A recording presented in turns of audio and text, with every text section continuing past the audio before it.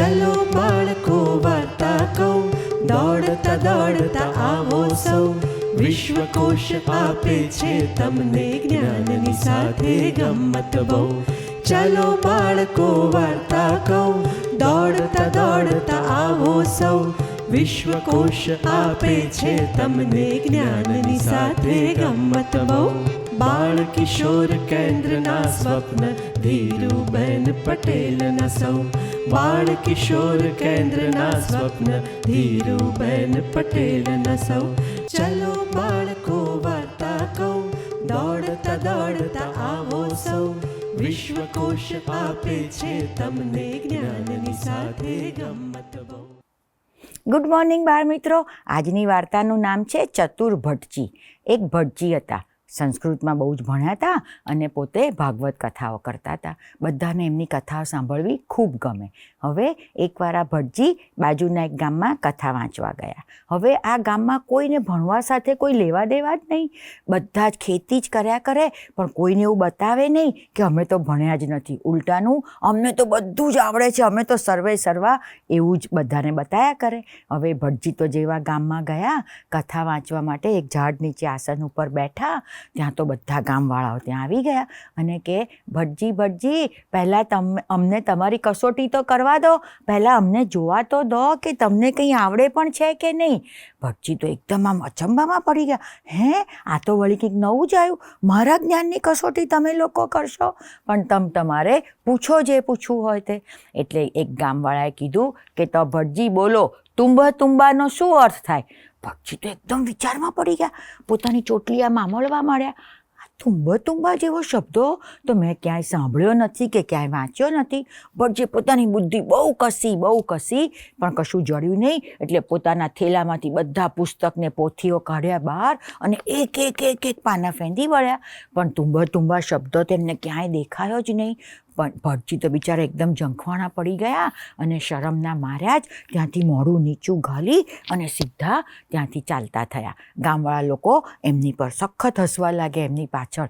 ભટજીને તો એટલું બધું ખરાબ લાગ્યું, દુઃખી થઈ ગયા. પોતાના ઘરે પાછા આવ્યા. હવે આ બધી વાતની ખબર પડી ભટજીના નાના ભાઈને. હવે આ નાનો ભાઈ કંઈ બહુ ભણ્યો નહોતો અને સંસ્કૃત તો બિલકુલ નહોતો ભણ્યો, પણ એ હતો ભારે બુદ્ધિવાળો અને ચતુર. એટલે એને કીધું કે અરે મોટા ભાઈ, એમાં દુઃખી શું કરવા થાવ છો?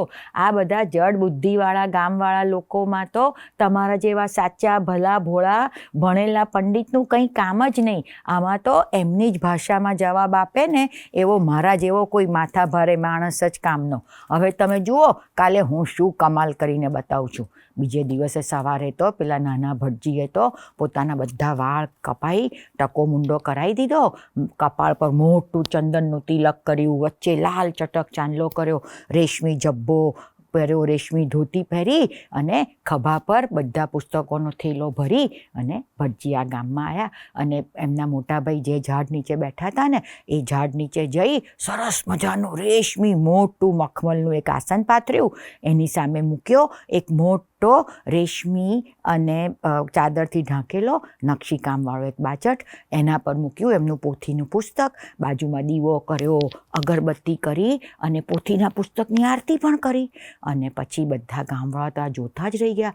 બધા વાતો કરવા લાગે, હે ભાઈ, આ તો સાચા જ પંડિત લાગે છે, જો તો ખરો, એમને તો કેટલું બધું કર્યું, આ તો સાચા પંડિત જ લાગે છે. એટલે બીજો એક ગામવાળો કે અરે ના, એવા બ્રહ્મા ના રહેવાય, આ બી આગલા પંડિત જેવા ના નીકળે, એની શું ખબર પડે? આપણે એની પણ કસોટી તો લેવી જ પડે. એટલે ગામવાળાએ તો પેલા ભટજી તો જેવું, ઓ ગામવાળા ભાઈઓ, ધરતી માતા કી જય હો, પ્રકૃતિ માતાની જય હો કરી અને કથા વાંચવાનું શરૂ કરવા ગયા ને એમાં જ પેલા એક ગામવાળાએ કીધું, અરે ભટજી, થોભો આટલી બધી ઉતાવળ શાની કરો છો? પહેલાં અમને તમારી કસોટી તો કરવા દો. હવે આ નાના ભટજી તો એની જ રાહ જોઈને જ બેઠા હતા. એટલે એમને કીધું, શું થયું? એટલે ગામવાળા કીધું કે પહેલાં અમારા પ્રશ્નોનો જવાબ આપો. જો જવાબ ના આપી શકો ને તો તમારા પોથીને પુસ્તક અહીંયા જ મૂકીને સીધે અહીંયાથી હલતી પકડજો. તમારા જેવા તો કેટલાય ભટજી અહીંયાથી આવીને એવી રીતે જતા રહ્યા. એટલે આ નાના ભટજી, ચતુર ભટજી એકદમ હસતા કે અરે એ બધા ભટજી જુદા અને આ ભણેશ્રી સાચા ભટજી જુદા. તમારે પૂછો જે પૂછવું હોય તો. એટલે ગામવાળાએ તરત પૂછ્યું તો બોલો તુંબા એટલે શું? એટલે ભટજી હસતા હસતા કે અરે પણ મારા ભોળા ગામવાળાઓ, તમને તો પ્રશ્ન પૂરેપૂરો પૂછતા પણ નથી આવડતો.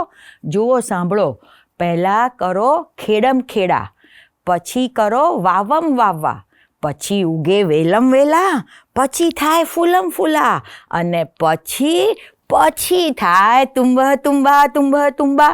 બધા ગામવાળા તો એકદમ મોઢામાં આંગળા નાખી ગયા. અલા, આ પંડિત ને ભટજી તો સાચા ભટજી નીકળ્યા. અમને તો બહુ બધું જ્ઞાન છે. અલા ભાઈઓ, એમને પગે લાગો. બધા એમને પગે લાગવા લાગ્યા. એટલે પેલા ભટજી હસતા હસતા શું બોલ્યા ખબર છે? કે પણ ગામવાળાઓ, પહેલાં તમે કહો કે તમને આની સમજ પડી ખરી કે?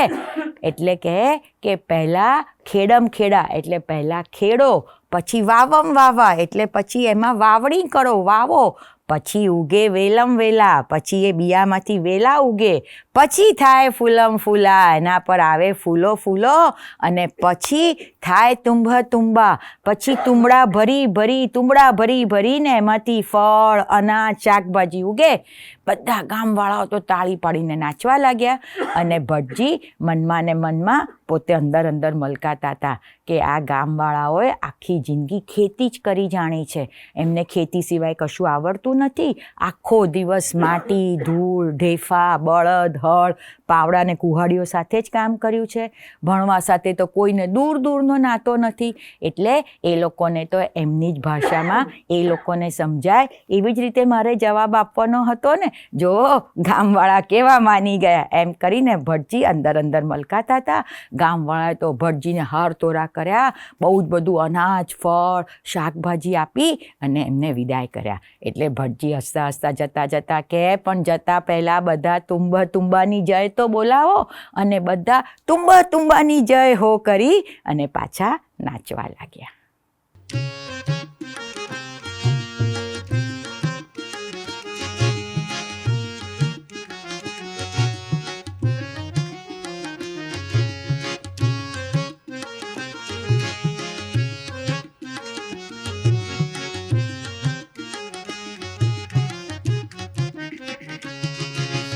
જુઓ મને હું રેડિયો, ઘણો કામનો રેડિયો. જુઓ મને હું રેડિયો, ઘણો કામનો રેડિયો. ગીત અને સંગીતની સાથે વાતો કરતો રેડિયો. ગીત અને સંગીતની સાથે વાતો કરતો રેડિયો. જુઓ મને હું રેડિયો, ઘણો કામનો રેડિયો. જુઓ મને હું રેડિયો, ઘણો કામનો રેડિયો.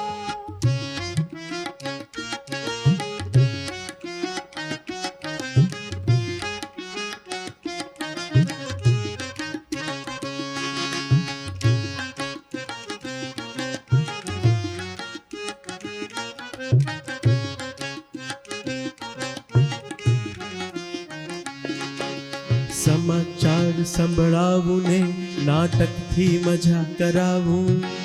જાહેર ખબરની સાથે હું ઘણા સંદેશા લાવું. સમાચાર સંભળાવું ને નાટકથી મજા કરાવું.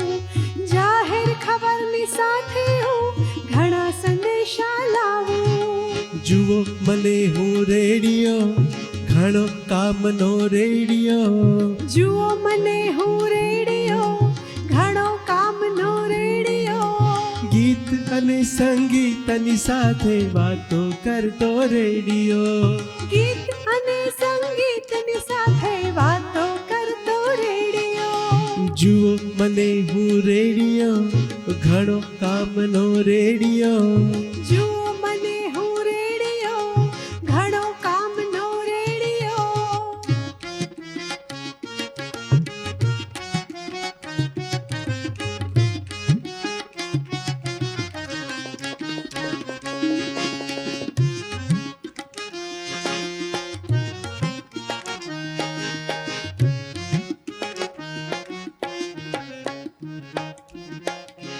ગામે ગામન શહેર શહેર પ્રસાર પ્રચાર કરાવું.